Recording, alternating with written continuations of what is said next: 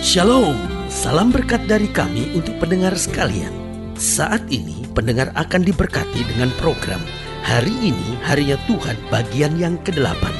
Sebuah program rohani tentang doktrin Alkitab yang menolong kita untuk semakin tertanam dalam kebenaran firman dan bertumbuh dalam kemuliaan. Bersama hambanya, Pendeta Gilbert Lumendo, STH.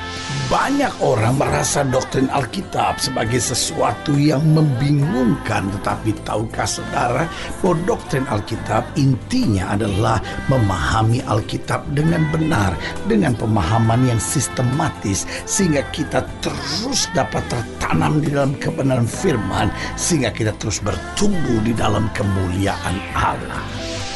Buka hati saudara sekalian untuk menerima berkat-berkat firman-Nya hari ini. Allah kita adalah Allah yang siap untuk memulihkan, memberkati, serta melakukan perkara-perkara besar dalam hidup kita. Karena Alkitab dengan tegas berkata, bukan kematian orang fasik yang dikehendakinya, tetapi pertobatannya. Kadangkala kita salah memahami tentang Tuhan, dan kita juga salah mengajarkan tentang Tuhan. Kita selalu pikir Allah kita tuh serius banget. Kita selalu pikir Allah kita tuh gak boleh, kita salah sedikit dia akan hajar kita, dia pukul kita. Dan kadangkala bahasa-bahasa orang bersaksi itu ngeri sekali kan. Saudara-saudara, saya ini tadinya berhasil, saudara-saudara, tapi satu kali saya buat dosa, saudara-saudara, lalu Tuhan marah sama saya, Tuhan pukul saya, Tuhan hajar saya, Tuhan sikat saya. Waduh, saudaraku yang kasih dalam Tuhan, saya gak percaya bahwa dia Allah yang tukang pukul, tukang hajar seperti itu. Yang saya percaya dia Allah yang baik, dia Allah yang panjang sabar dan berlimpah kasih setianya. Bahkan pemazmur berkata, tidak dibalaskan kepada kita setimpal dengan kesalahan kita. Artinya dia Tuhan yang maunya justru memberikan pengampunan. Dia Tuhan tuh yang selalu mau mengkoreksi kita.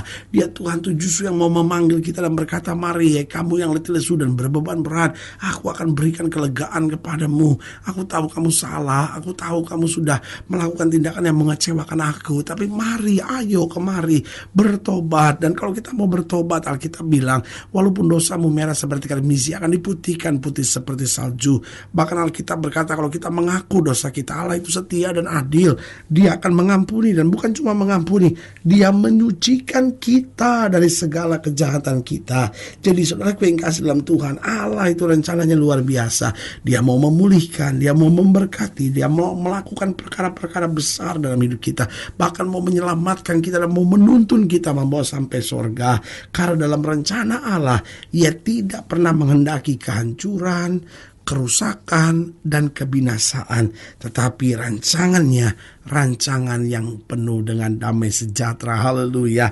Selamat datang dalam program kita hari ini, Harinya Tuhan. Sebuah program rohani yang kembali mengingatkan kepada kita betapa pentingnya kita menjadikan firman Tuhan sebagai dasar keseharian hidup kita. Karena selama kita menjadikan firman Tuhan sebagai dasar keseharian hidup kita, langkah-langkah ke depan kita penuh dengan kepastian, kemenangan, berkat, mujizat, dan perkara-perkara yang besar. Haleluya. Dan kita sedang bicara tentang kasih Tuhan. Nah, saudaraku yang kasih dalam Tuhan, kalau kita bicara tentang kasih Tuhan, maka tidak ada habis-habisnya kita bicara tentang kasih Tuhan. Karena Alkitab berkata, jika semua laut adalah tinta dan semua daratan adalah kertas, dan seandainya semua pohon-pohon adalah pena, maka tetap tidak akan pernah cukup untuk menuliskan segala cinta Tuhan dalam kehidupan kita. Kenapa? Karena kasih Tuhan, cinta Tuhan begitu dahsyat dan luar biasa. Bahkan di tengah segala kekurangan, di tengah kejahatan kita, bahkan kasih Tuhan tetap kita alami dan kita rasakan dalam hidup kita. Haleluya. Nah, saudara yang kasih dalam Tuhan, dalam program ini, dalam pembahasan kita tentang kasih Tuhan, kita mau sama-sama lihat dari Yunus pasal 4. Yunus pasal 4 ayat yang ke-8 sampai ayat yang ke-11. Yunus pasal 4 ayat yang ke-8 sampai ayat yang ke-11. Nah, saudaraku yang kekasih dalam Tuhan, Yunus pasal 4 ayat yang ke-8 sampai ayat yang ke-11, demikian firman Tuhan. Segera sesudah matahari terbit, maka atas penentuan Allah bertiuplah angin timur yang panas terik, sehingga sinar matahari menyakiti kepala Yunus. Lalu rebahlah ia lesu dan berharap supaya mati, katanya.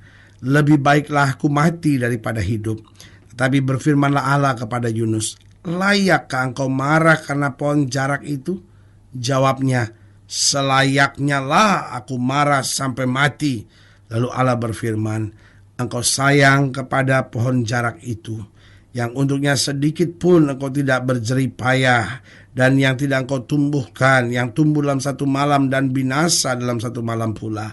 Bagaimana tidak, aku akan sayang kepada Nineve, kota yang besar itu, yang berpenduduk lebih dari 120.000 orang, yang semuanya tak tahu membedakan tangan kanan dari tangan kiri, dengan ternaknya yang banyak.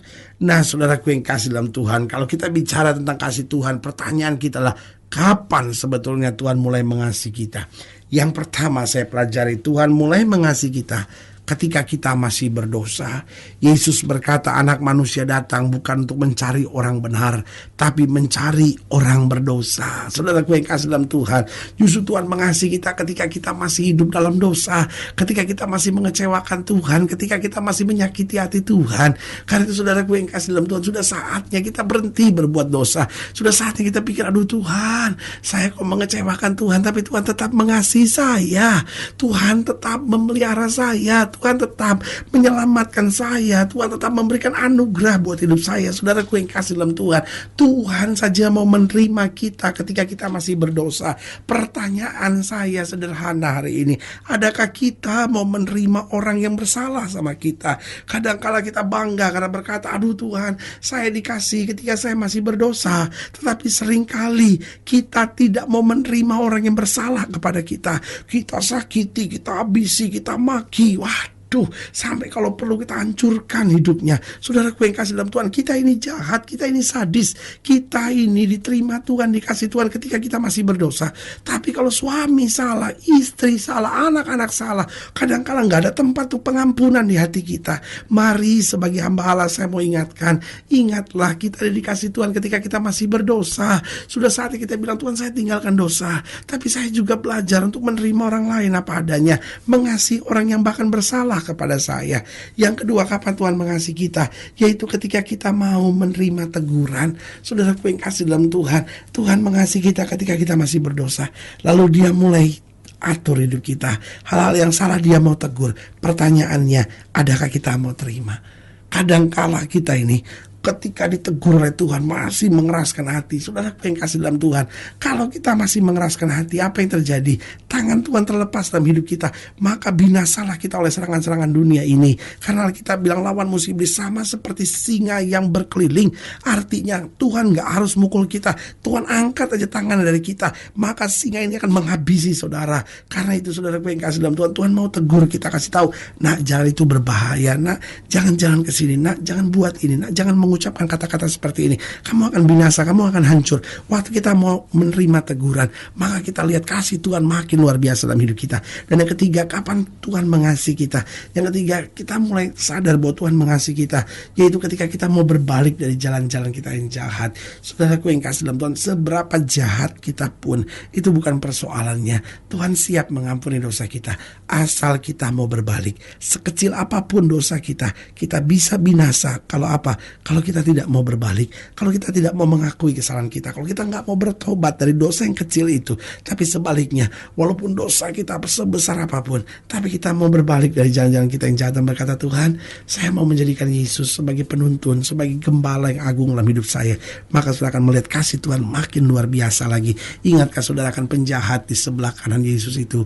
Dia seorang yang jahat, dia cuma ucapkan kalimat ini, Guru, ingatlah akan aku jika engkau berada dalam Firdaus. Artinya, Guru, aku gak bakal bisa masuk dalam Firdaus, tetapi aku mau berbalik dari jalan-jalanku yang jahat. Yesus berkata apa? Hari ini juga engkau berada dengan aku di Taman Firdaus. Jadi ingat ya, kapan Tuhan mulai mengasihi kita? Ketika kita masih berdosa, ketika kita mau menerima teguran, ketika kita mau berbalik dari jalan-jalan kita yang jahat. Dan yang keempat, ketika kita mau menyadari dosa-dosa kita. Artinya kita tahu, Tuhan, dosa-dosa saya akan menyeret saya pada kehancuran, tetapi anugerah Tuhan akan mengangkat aku. Karena itu aku mau tahu bersyukur, aku mau tahu mengucap syukur buat segala yang baik yang Tuhan kerjakan. Waktu kita punya hati yang sadar seperti itu, disitulah kita merasakan kasih Tuhan makin luar biasa.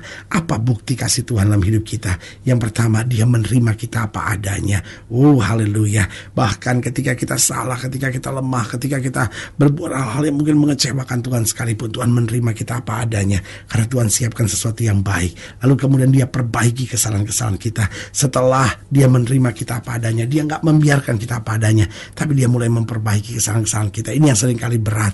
Ini yang kadang-kadang kita bilang, aduh Tuhan, kok prosesnya berat banget sih? Karena Tuhan mau memperbaiki kesalahan-kesalahan kita. Supaya apa? Supaya kita dapat menjadi mempelai yang tak bercacat celah di hadapannya. Jadi Dia menerima kita, memperbaiki kesalahan-kesalahan kita. Lalu apa?